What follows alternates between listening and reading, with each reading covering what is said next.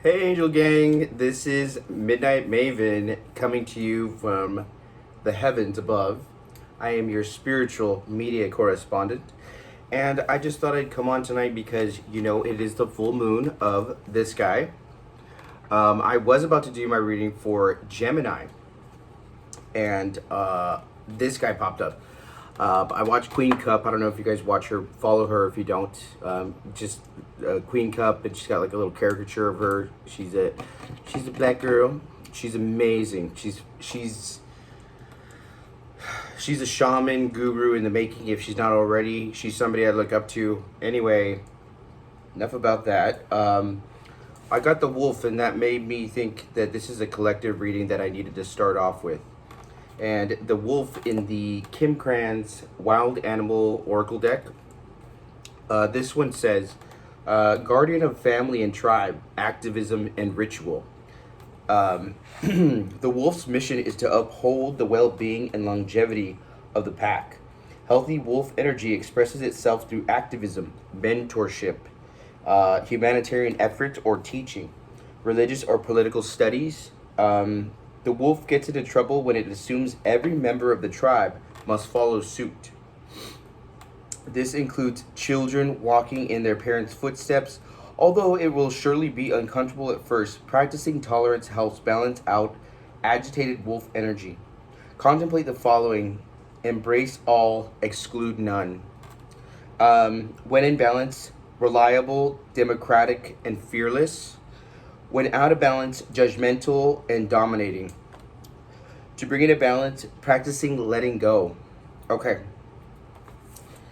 This has to be a collective read right now for me because, especially to all you second wave volunteers, light bearers or starseeds, this is a huge thing of generational passed down bullshit that's not really ours, and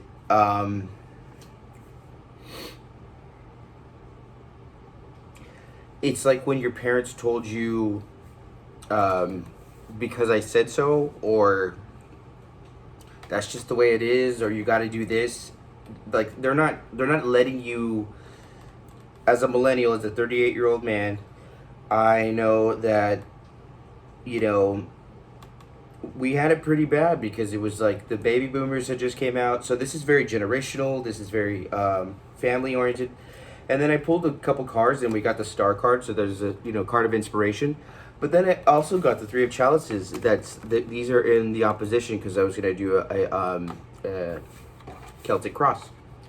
And stick with me here. I know I might be a little bit all over the board, but for somebody who's going through this, where they're having a spiritual awakening, and you're wondering if you're just crazy or if you're really having a spiritual awakening, do you see the synchronicities in this shit? Like the Three of Cups, the star card has three people, and they're all like cheersing or high-fiving, and this Three of Cups reminds me of the Titanic. When you remember when Rose was like, all these people all around me, 500 invitations have gone out, and all of Philadelphia high society will be there.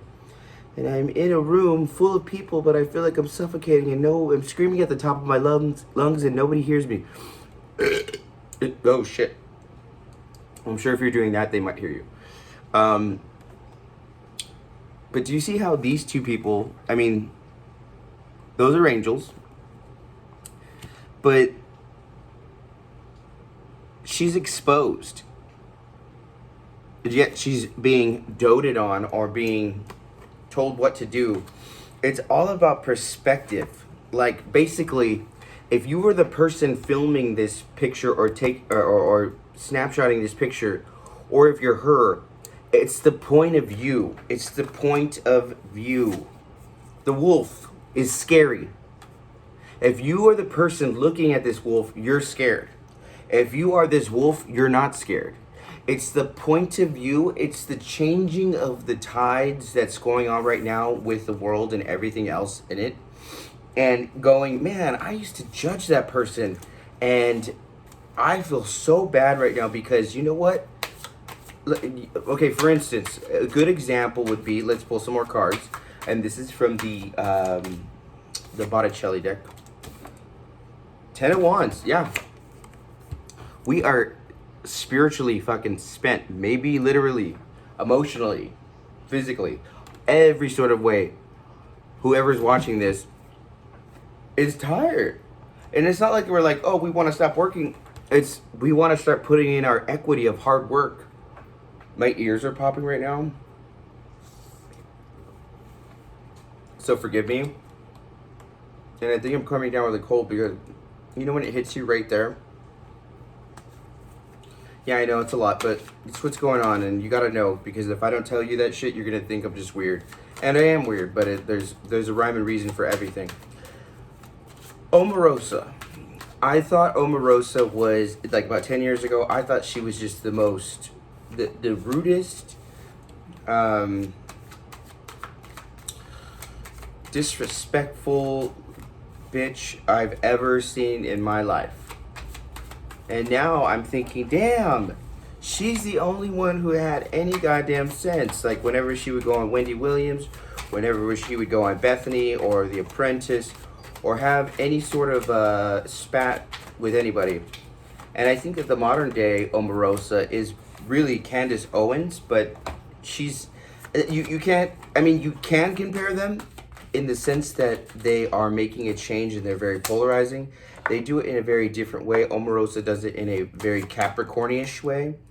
And Candace Owens does it in a very, maybe half Virgo, half Scorpio-ish way. But the one thing that I can respect about these two ladies, unlike Tommy Lauren, and this is not a white-black thing. I'm Latino, so, you know, I'm for neither here nor there. And I'm not even, I would never stand up for somebody just because they were Latino anyway. But I have respect for these ladies because they are going against the grain and their message stays the same. I like that. Going against the grain, message stays the same. Consistency. I am me, Andrew Mora. I am the same person. If you put me with a bunch of scallywags as I am with a bunch of people who are above me or whatever, it doesn't matter. I am the same exact person through and through. It doesn't mean that I'm going to go and push my ways of thinking on somebody, you know, hardcore like, but it does mean that I'm going to stand up for myself, and it's going to be the same message, and I'm going to stand up for the little guy, I'm going to stand up for the big guy, and I'm going to say what's on my mind, and it's not going to change. Be careful for the people who change or are silent when shit goes down and you need somebody to, not need somebody to back you up, but you need just some sort of humility in the situation. And they're like, I'm like, oh, you were so loud yesterday, bitch. So here we go. I pulled some cards and we have the Six of Pentacles in the reverse. So whoever's in the driver's seat with being the teacher right now, because you know Six of Pentacles is the mentor. So they're not doing their job, and whoever, the person behind them that's actually doing all the work, or you know, getting things done, is not being accredited for that. And this full moon, this wolf full moon, I'm not even sure what it's called, but what do we say here, baby? The tower, the tower. And I don't know if you guys watch South Park, but see you on top of tower. Shit's about to go down. You know what I mean? And I'm so ready for it. So if you're somebody who's locked in, if you're somebody who's, you know what I mean? You're gonna know that shit's about to go down. We're finally gonna get our just desserts. And what I mean by that is just acknowledgement. We're gonna get our flowers, and it's not about, you know, how they're gonna fall. It's about how we're gonna rise, because we deserve it, and we're gonna keep doing what we have been doing, because that's what we do. And in our higher self, we have the Nine of Swords. So I think we've conquered. God, I hate this camera. I have an iPhone 11, so hopefully as the year goes by, I will upgrade to a nicer phone and a nicer camera and a nicer lighting system. So right now it's a little rough, but as long as I get the message out, then I'm doing my job, baby. And in the recent past, we have the King of Pentacles. So this might be a family member, a dad, a mom, a hierarchy of a family that's been like, yo, you see this? You see this coinery? You see this coinage? I'm in control. I hold the coin. I am not teaching you the right way to how to get it, but I'm showing you my coin, and it's despicable. Fathers who haven't truly shown their sons or daughters or elders that need to make it up in the spirit realm. By the way, ancestors, angels, and ascendants, thank you so much. Cloak us with your protection. Guide us with your faith. And envelop us with your love. Because that's what we need right now. But also we need to be strategic because the magician is coming up, baby. The magician, everybody's pulling out. This is the main event. Are you ready? Sorry, you have to watch RuPaul's Drag Race if you're going to watch me, because there's going to be certain things that, I'm going to say, and if you're not going to really realize them. And by the way, I'm just excited. I have I've had a couple shots of vodka, but I am talking so fast because I want to get this all out, because you know what? It ain't easy, and I'm sweating. I am sweating. Every time I do these readings, I am fucking hot. So, El Mago, we're putting together. We're keeping to ourselves. We're laying low. We're letting them say what they want to say. But you know what? You see that shine right there? See, it's all about perspective. This, nothing. That, you like that. You like that. You like that shine, bitch. You like that shine. So for this one, I'm going to call it New Moon She-Wolf. Because there's a she-wolf and she's in the closet. We need to open up and set her free. Oh, oh, sorry. I'm never going to do that again. I'm sorry. But this is coming from a place of Two of Swords. So it's coming from a place of where there was no entry. And now we have this tiny little window of this portal through the moon and through the actions that are going to go on, because the transits of Pluto being in Aquarius are huge from Capricorn. They're going to go back into Capricorn from September to November. So that's one thing to know, that in 2024, from September to November, they're going to juice it they're going to milk it for all it's worth.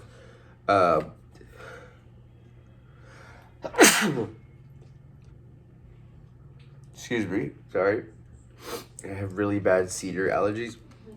So they're going to milk it for all it's worth, because they're going to, sorry about that. They're going to milk it for all it's worth, because they're not going to have that same Capricorn. It's about, big name things and faculties and stuff, and not for the little guy, and for big corporations and stocks and bonds. And Aquarius is more about, like, that dreamer, that thinker, that out of the box thinker, that giving that new kid a chance or whatever. And so that's going to be what it's going to be. But for like 2 or 3 months during this year of 2024 collective, it's going to switch back into that, and like say like somebody like Trump or some sort of fucked up politician. Now, I don't even want to get into that, but just take it for what it is, and take the roles and things, switch them up, whatever, wherever you fit into this, however it resonates for you is what the message is meant to be. If this isn't your message, it isn't your message. My mind is going faster than my mouth can keep up with right now. So if you're feeling like that, this message is for you. Okay, and then so we have how we feel, how we see ourselves in the situations is victorious, because we've been waiting way too long for this moment.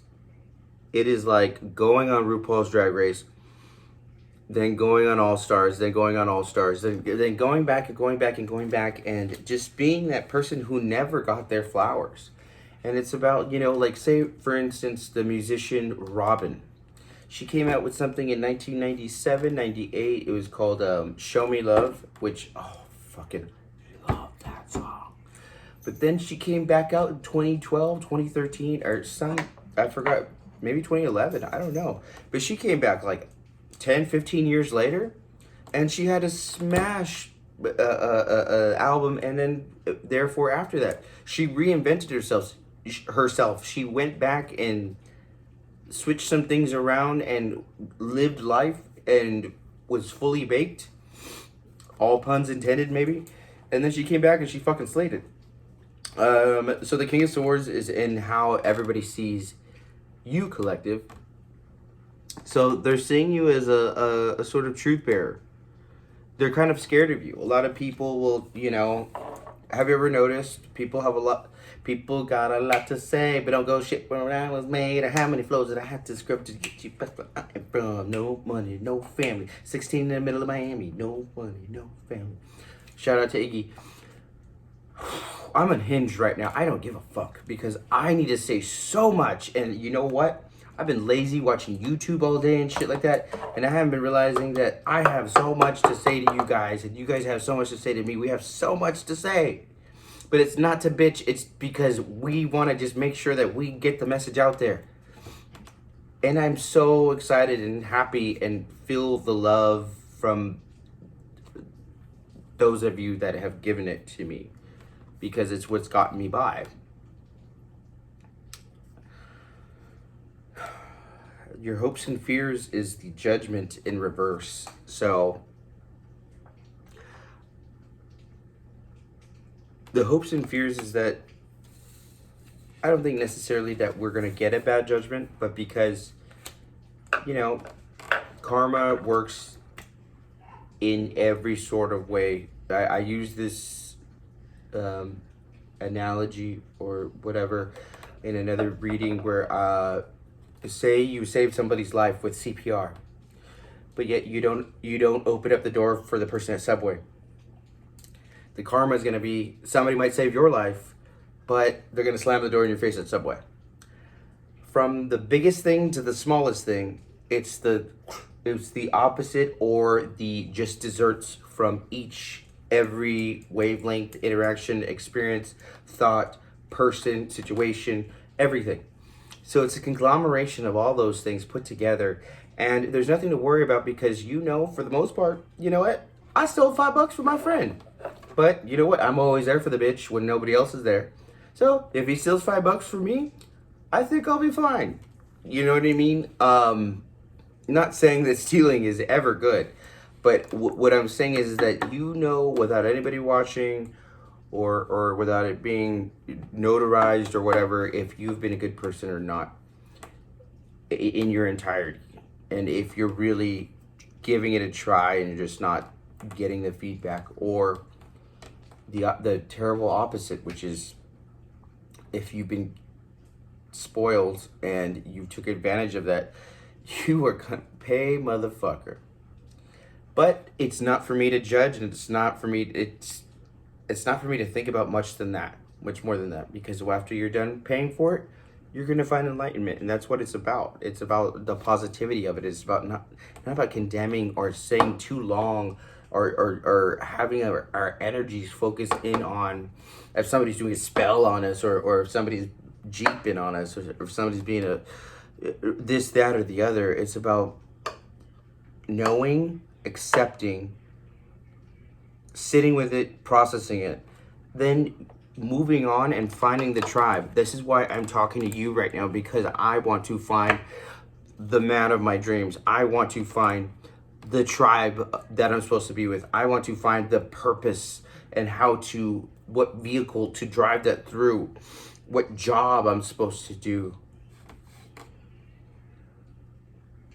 what breakthrough is coming true. In our final card, we have the High Priestess, which couldn't be any better, especially with this wolf moon or the... Have you ever heard the wolf cry to the blue cold moon? Oh, blah, blah, blah. That's what that reminds me of. But anyways, so this wolf moon is just going to set in activation our telekinesis, telepathy, and maybe we can actually talk, because today I cannot talk. But I'm glad I did this, because you know what? We needed to have a powwow, and it's all about that wolf new moon. So you better get into your eclipse, what is that movie called? The Twilight movie. And we could be Bella. Actually, no. This is Jacob, huh? I was always Team Edward, but that's Team Jacob. That makes perfect sense. We got to get away from them vampires. Oh my God. Vampires going to be ready. Okay. So, this one's she-wolf, though. This one's a full moon she-wolf. Open that up, bitch. Become She-Ra. She-Ra, whole character. Love you guys. I got to get off here before I freaking spin out of control. Bye. Oh, like, share, subscribe. Don't be a motherfucking hater. Bye.